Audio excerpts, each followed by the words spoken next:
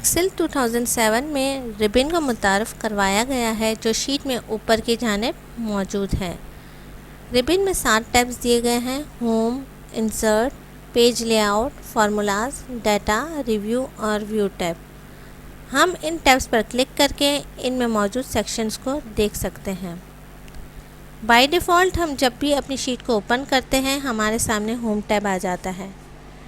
Tab में मौजूद related commands को एक साथ रखकर इनके मुख्तलिफ ग्रुप बना लिए गए हैं ताकि कोई भी टास्क करते वक्त यूज़र एक ही नज़र में तमाम रिलेटेड कमांड्स को देख सके।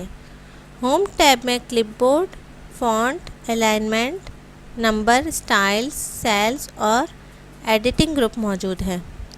क्लिपबोर्ड ग्रुप में हमें क्लिपबोर्ड के मुतालिक कमांड्स नज़र आएगी। फ़ॉन्ट ग्रुप में हमें फ़ॉन्ट फॉर्मेटिंग के मुतालिक कमांड्स नज़र आएगी और अलाइनमेंट ग्रुप में हमें अलाइनमेंट के मुतालिक कमांड्स नज़र आएगी। अब इंसर्ट टैब पर क्लिक करते हैं। इंसर्ट टैब में मौजूद कमांड्स के ज़रिए हम अपनी शीट में मुख्तलिफ ऑब्जेक्ट जैसे कि टेबल, क्लिप आर्ट, चार्ट्स वगैरह को इंसर्ट कर सकते हैं। पेज लेआउट ग्रुप में प्रिंटिंग के मुतालिक कमांड्स मौजूद है। इसके अलावा इनमें मौजूद कमांड्स के ज़रिए हम मार्जिन की साइज़, पेज का बैकग्राउंड वगैरह भी मुंतखब कर सकते हैं। फार्मूलाज टैब में फंक्शंस और फार्मूलाज दिए गए हैं जिसके ज़रिए हम अपनी शीट में मौजूद डाटा की कैलकुलेशंस कर सकते हैं। डाटा टैब में डाटा के मुतालिक कमांड्स मौजूद हैं जैसा कि डाटा वैलिडेशन, सॉर्ट, फ़िल्टर वगैरह। इसके अलावा गेट एक्सटर्नल डाटा पर क्लिक करके हम एक्सेस और वेब वगैरह से भी कनेक्ट हो सकते हैं। रिव्यू टैब में मौजूद कमांड्स के ज़रिए हम स्पेलिंग चेक्स कर सकते हैं, वर्ड्स ट्रांसलेट कर सकते हैं और वर्कशीट को प्रोटेक्ट भी कर सकते हैं। व्यू टैब के ज़रिए हम ये मुंतखब कर सकते हैं कि हम अपने पेज को, शीट को किस तरह से देखना चाहते हैं, यानी कि हम उसे फुल स्क्रीन में देखना चाह रहे हैं या जूम करना चाह रहे हैं वगैरह। अब होम टैब में आते हैं। हम देखेंगे यहाँ दाएं तरफ डायलॉग बॉक्स लॉन्चर मौजूद है। अगर हम उस पर क्लिक करते हैं तो हमारे सामने डायलॉग बॉक्स आ जाएगा। एक्सेल में जो स्टैंडर्ड टैब्स मौजूद हैं इनके अलावा कुछ कॉन्टेक्सचुअल टैब्स भी मौजूद होते हैं जो उस वक्त दिखाई देते हैं जब हम किसी ऑब्जेक्ट जैसे कि चार्ट, टेबल वगैरह को सिलेक्ट करते हैं।